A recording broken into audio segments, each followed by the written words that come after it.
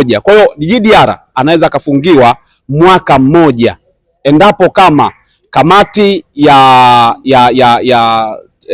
ligi kuu Tanzania bara inayosimamia ligi kuu ikawa na hekima zaidi, inaweza kupunguza mpaka miezi mitatu. Kwa hiyo mashabiki wa Yanga, wanachama wa Yanga na wadau wa mpira wa miguu wajiandae, aidha afungiwe miezi mitatu, sawa, au afungiwe mwaka mmoja, kwa sababu wasema kuanzia miezi mitatu mpaka mwaka mmoja. Kwa hiyo inawezekana wakasema hebu tupunguze, sifike mwaka mmoja, tuweke miezi sita, si umeelewa? Lakini pia inawezekana wakafikiria kwamba huyu anatakiwa atoe faini ambayo ni milioni moja, au vyote kwa pamoja vinaweza vikaunganika vyote kwa pamoja, adhabu pamoja na faini ya milioni moja. Kwa hiyo haina kipengele. Djigui Diarra ataenda kuhukumiwa, lakini atahukumiwa kwenye kifungu kwenye kanuni ya 41 kifungu cha 21 ambacho kinamhukumu katika vitu viwili: kutoa milioni moja kama faini, lakini pia kwenda kufungiwa miezi mitatu au mwaka mmoja.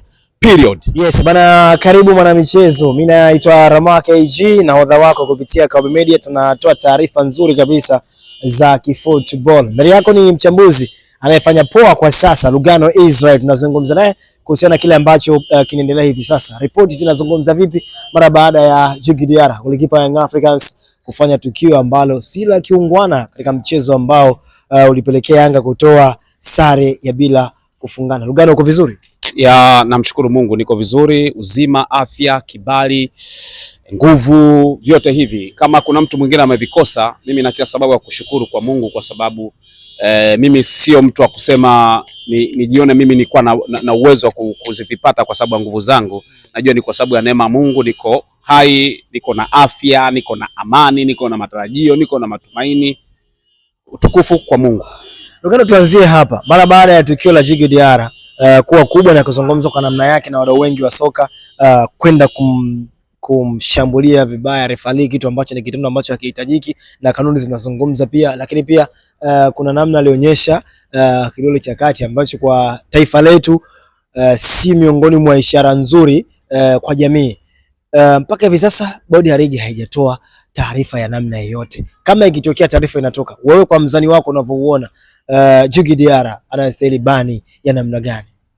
Moja kati ya taarifa ambazo watu wanazisubiri kwa hamu kwa sasa hivi ni taarifa ya kamati ya bodi ya ligi ambayo ina mandate ya kutoa taarifa juu ya matukio mbalimbali ambayo yametokea kwenye uwanja, ambayo inatakiwa yafanyiwe kazi kikanuni na vitu kama hivyo.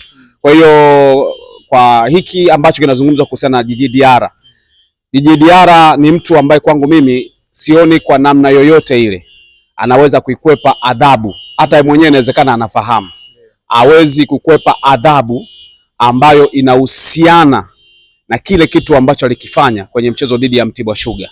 Yaani tunasubiria tu, je, kamati ya ligi kuu, adhabu ambayo itatolewa itakuwa ni adhabu ya aina gani? Je, watatoa adhabu moja? Je, watatoa adhabu mbili? Zitaeleza nini? Zitatoa muda gani? Yaani ndio maswali yaliyobakia na kuisubiria hiyo taarifa ya kamati. Lakini kwamba Djigui Diarra atapata adhabu au hapati, jibu ni Djigui Diarra atapata adhabu ambayo haina kipengele, kwa sababu unajua mpira wa miguu huwa unaendeshwa kwa kanuni. Ni kama mtu ambaye amechonga barabara, yani anakupa picha kwamba wewe utapita humu, si unanielewa?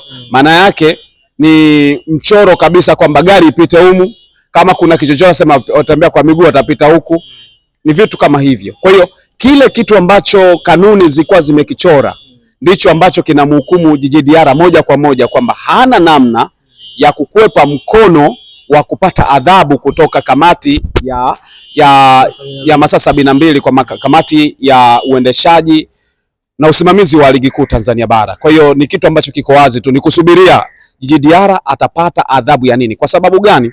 Ukienda kwenye kanuni ya 41 kifungu cha 5(3) na kifungu cha 5(4) alafu ruka cha 5 nenda kifungu cha 6, inazungumzia mazingira yote ambayo yanambana Djigui Diarra. Kifungu ambacho kinazungumzia kuhusiana na kupigana, sawa kina hukumu pia ya kupigana. Ni kwamba Diarra sasa atakwenda kupata bani ya makosa mawili. Kosa la kwanza ni ile la kupigana. Unajua kupigana sio tu kwenda kurusha ngumi mfikie mtu usoni. Sio tu kwamba umemgusa mtu, lakini ile nia, intention yako ya kufata tukio kwenye kupigana. Na kitu ambacho kinamchongea Diarra pakubwa zaidi ni wale watu ambao walikuwa wanamzuia. Diarra anachongewa na Captain Mwamnyeto ambaye alimzuia, lakini bado akafanya reaction kubwa zaidi ya kwamba bado ana uhitaji wa kumfuata mwamuzi. Diarra anachongewa na meneja wa klabu ya Simba ya Yanga, Walter Harrison, ambaye alienda kumkamata na mpaka wenyewe wakaanza kupigana. Kule ni kupigana, kwa sababu kama anakuzuia bado mimi unaweza kanipiga hata kifuti niachie, kule ni kupigana. Kwa yale matukio unayaona Lakini tukio lingine ambalo linasindikiza zaidi Diarra kwenda kufungiwa na kwamba alifanya hatua ya kupigana ni swala ambalo lilimshusha rais wa klabu ya Yanga kwa maana ya Engineer Hersi Said kutoka kule VIP ambako alikuwa amekaa mpaka kushuka kumfata Diarra kwenda kumtuliza, lakini bado alikuwa anaona bado mbilinge, hakumsikiza mpaka rais wake. Si umeelewa? Kwa hiyo achana na kwamba mimi binafsi ninaona hata Yanga wenyewe wana hatua ambazo wanatakiwa wamchukulie nani Diarra, kwa maana kwamba kwanza kufanya ubishi kwa kiongozi wako wa uwanjani ambaye ni Mwamnyeto ambaye ni captain. Captain anakuzuia wewe, ni mchezaji ambaye unatakiwa umsikize captain, bado umebishana naye, lakini bado itoshi. Diarra kaenda kuvunja heshima ya mtu anaitwa meneja ndani ya klabu ya Yanga. Walter Harrison ni meneja ambaye anatakiwa aheshimiwe. Yeye mwenyewe aliriski kwa maana ya Walter Harrison kutoka kwenye nafasi yake alikuwa amekaa mpaka kumfuata Diarra ambaye amepandisha morali. Kwa mtu ambaye unamheshimu akikufuata kwambia acha kitu, ni lazima ile heshima itaonekana kwenye uso wake kwamba aliyekuja kunisimamisha ni nani. Si umeelewa? Hata mfano kwako kwenye kazi yako kuna mkuu wa kitengo cha kazi yako. Haimaanishi huyo mtu awe na umri kiasi gani, ni mdogo au unamchukulia vile kwamba pengine una uzito mkubwa kuliko yeye, una elimu kubwa, lakini madamu mtu akiitwa ni kiongozi, kuna namna ya wewe kwenda kuwa na heshima mbele yake. Si kama unanielewa vizuri? Yaani heshima inakuja, amekwambia acha hiki kitu. Maana yake ukimwona huyu Captain Mwamnyeto unastuka na unaacha ile tukio, au unalipunguza uzito. Hata kama una hasira, itabidi hasira zako zielekee upande ambao wewe anakuzuia. Hata kama una kitu cha kuzungumza, bado kuna namna ambayo utaonyesha una respect. Anakuja meneja naye anakupa ile ishara, tena wewe unaenda kureact pakubwa. Unajua meneja kwenye klabu ni mtu mkubwa sana ambaye ana manage vitu fulani, logistic tofauti zinakuwa chini ya meneja, kuwajua afya ya wachezaji, mazingira yao. Kwa ile heshima tu ya Yanga kumpa meneja Harrison kwa meneja wa klabu ya Yanga, anakuambia achana nacho, wewe unaenda kupigana naye, ni kosa kubwa sana. Hivi vitu watu havizungumzi, umeelewa? Lakini amekuja president yule ambaye kuwepo ndani ya nchi kuichezea Yanga kunatokana na yeye, anakuambia acha, bado unaleta ushindani. Hiyo ni kosa ambalo kwanza Yanga wenyewe wanatakiwa kwenda kumchukulia hatua nani? Diarra. Si unanielewa? Yanga wenyewe wanatakiwa kumchukulia hatua za kinidhamu Diarra. Hizo hatua za kinidhamu ambazo zinatakiwa zichukuliwe ni ignore taratibu kabisa za uwanja. Tunajua kwenye uwanja ile la Mwamnyeto inawezekana labda ilikuwa juu, lakini amekuja Harrison, Walter Harrison, unambishia. Amekuja mpaka president, bado unambishia. Wewe unataka kitu gani? Unasubiria ni banning. Kwa hiyo bani ya kwanza ambayo inahusiana na mazingira ya uwanjani baada ya mechi, hiyo inahusu kabisa pande hizi mbili. Wakati bodi ya ligi kupitia mamlaka ya TFF ambayo ilitunga hizi kanuni na kuzipitisha ikisubiria kumpiga nyundo Diarra, lakini bado Yanga wanatakiwa wafikirie pia kumpiga nyundo Diarra, aidha kama sio nyundo ya uwanjani iwe ni nyundo ambayo iko kimkataba. Inawezekana kama mkataba unazungumza, unapokosea hiki kinatokea nini? Kama ni kukatwa pesa, mzigo kweli Diarra akaonekana kabisa umekatwa kwa sababu alikiuka makubaliano na heshima ya timu. Pale mimi naweza kusema Diarra alikuwa anafanya ni kumdhalilisha president. Ionekane kwamba kumbe ndani ya Yanga president hata wachezaji namchukulia poa. Mimi haiwezekani kama kiongozi wangu akitokea hivi akiniambia acha, alafu bado naendelea kupambana, haiwezekani. Labda nione ni haki yangu ya mwisho ya uhai wangu ninaweza nikaipambania, kwa sababu hiyo hawezi kuishika kiongozi, au ya haki yangu ambayo inaminywa kilazima pengine, lakini ile ilikuwa sio haki ambayo inamlima kilazima, kwamba asipoipigania kinabadilika kitu gani. Hicho ndio shida. Lakini kuna kitu kingine kinazaliwa kutoka kwenye ile tukio. Waandishi wa habari wakawa wanashuti wachezaji wakiwa wanatoka uwanjani, lakini alionyesha ishara ambayo kimaadili kwenye kanuni hizo ambazo nimekutajia, kanuni ya 41 kuanzia 5.3, alafu yani maanake kanuni ya 41 kifungu cha 5.3, lakini pia kifungu cha 5 hicho hicho 4 ruka 5 nenda 6 kinazungumzia adhabu, matukio na kuhusiana na maadili na nidhamu. Vyote vinahusu matukio ambayo ameyapata. Sasa ukienda moja kwa moja kwenye kanuni hiyo ambayo naizungumzia ya 41, inamhukumu Djigui kwa vitu tena viwili. Hapo nilikuwa nazungumzia matukio ya ugomvi na nini uwanjani na vitu kama hivyo, kuhusiana misingi ambayo inatakiwa kujengwa. Lakini unakuja kwenye nidhamu, hasa hii ya kifungu cha 5.6 ambacho kinazungumzia kwenye upande wa maadili na nidhamu. Maadili, unapoonyesha kidole, hata mimi nikijaribu kuigiza kidole cha kati hapa watu wakione, nitakuwa nimekosa maadili mbele ya mtu anayetazama sasa hivi. Ni kidole ambacho hakina maadili na hakina heshima, hakina nidhamu. Na hiyo kanuni inazungumzia mtiririko huo, kwamba atakayefanya hivi ana hukumu yake. Kwa maana vifungu vyote hivi ukikiuka kimoja kati ya hicho unaingia kwenye hiyo adhabu, ambayo adhabu yake inapatikana kwenye kanuni hiyo ya 41 kwenye kifungu cha 62. Wameainisha pale, yani makosa yote yanayotokana na kanuni zote hizo. Huku juu unakuja kuadhibiwa kwa hiyo 62, inakuja kuadhibu nini? Kuadhibu makosa hayo. Pengine Lugano, makosa yote ambayo ameyafanya hayo mlinda mlango wa Young Africans Djigui Diarra ndio alopelekea mpaka hivi sasa tumuone kwenye mashindano ya FIFA Series na timu yake ya Mali. Of course inawezekana, lakini sio kanuni ambayo imemzuia. Inawezekana ni kwa kocha limeona kama kuna kitu hakipo sawa kwa Diarra hivi sasa. Watu wanaweza kaisi hivyo kwamba inawezekana, yani neno kuwezekana ni ule uwezekano wa kocha hajaridhishwa na nidhamu ambayo ameionyesha huku. Kwa hiyo inawezekana naye akaevaluate akaona mimi nikimchukua nitaonekana naunga mkono kitu ambacho alikifanya kwenye klabu yake. Huu itabidi nimwache, naye anatakiwa awe na heshima hata kwenye klabu, kwenye timu ya taifa. Inawezekana hii ikawa ni somo ambalo lilikuwa halimzui kocha wa timu ya taifa kumuita, lakini ni somo ya kwamba hebu atafakari vitu alivyokuwa analifanya kwenye timu yake, mimi nilikuwa navifuatilia. Sasa katika kuvifuatilia huko nimeona mapungufu ambayo yuko nayo, ambayo huenda pia kaja kuyafanya kwenye timu yangu ya taifa. Hebu tuliza munkari kwanza, then nitakuita, kwa sababu kwa Mali golikipa namba 1 ni Djigui Diarra, tumeona kwenye mashindano tofauti. Namba 2 anacheza Ufaransa, ambao ni daraja la pili tunaweza kusema Ufaransa, umeelewa?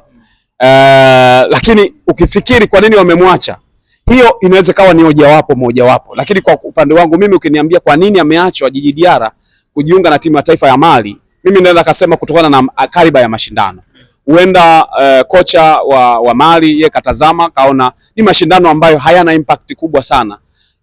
Ina maana pengine ni mashindano ya kuwapa nafasi wachezaji wengine kujipambanua zaidi, kutengeneza upana wa kikosi chenyewe. Kwa hiyo inawezekana kafikiri kwamba anahitaji kupata wachezaji wengine wale ambao walikuwa pata nafasi, kwa sababu huyu Diarra tumemtumia kwenye mashindano ambao kafanya vizuri, lakini kuna wengine ambao ni waita hawajapata nafasi. Haya mashindano ya FIFA Series haya naweza nikatumia pia wachezaji wengine ambao wanaweza kanipa quality ile lakini pia nikawaandaa kwenye michezo mingine ambapo Djigui Diarra anaweza kama amepata labda majeraha au anaumwa au yuko katika ufiti wake, lakini bado nitakuwa na backup ya wachezaji wengine. Wale wanapataje game time ya timu taifa na kuwatumia kama hivyo ambao amewatumia. Na kumbuka pia mchezaji anapocheza timu ya taifa huwa value yake inaongezeka. Kwa hiyo kuna namna pia ya kuwasaidia wachezaji wengine value yake kwenye vilabu ambavyo wanavicheza, kama yuko Ufaransa, yuko maeneo gani, aongeze value yake. Kuna golikipa mwingine anatoka Sedi Marie naye yuko pale, atapata wakati gani wakati timu yake imecheza mashindano ya kimataifa? Kwa kuna namna ambavyo kocha huenda pia kafikiria zaidi ya kuwapa nafasi wengine ili kuongeza upana wa kikosi, lakini pale itakapotokea chochote mtu anakuwa yuko tayari. Kwa kuondoka kwako, kutokuitwa kwenye timu ya taifa kwa Djigui Diarra, sioni kama inawezekana kwamba value yake imeshuka. Huenda pia kuna vitu viwili kama nilivyosema.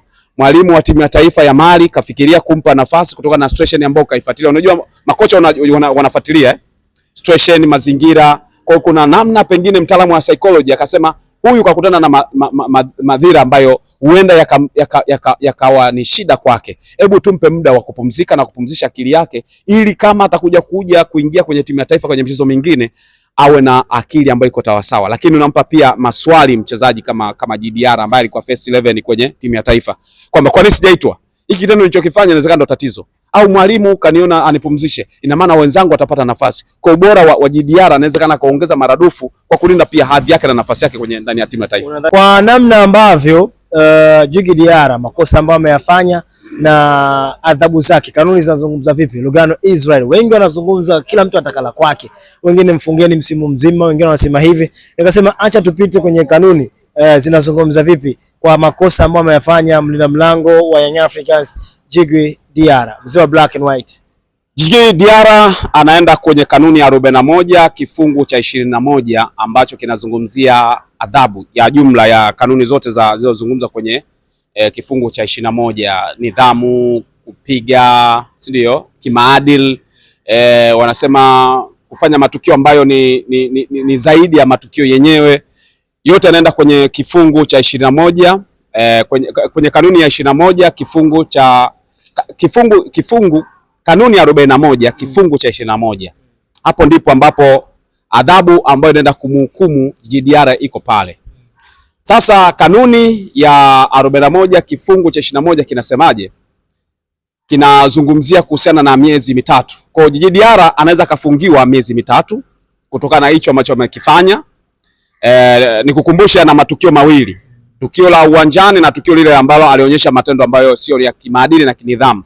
Kwa hiyo sasa mgawanyiko huo unawezekana ikapelekea ile matukio kujirudia. Kama kamati itakuwa na nidhamu zaidi, inaweza kumfungia miezi mitatu. Nidhamu zaidi.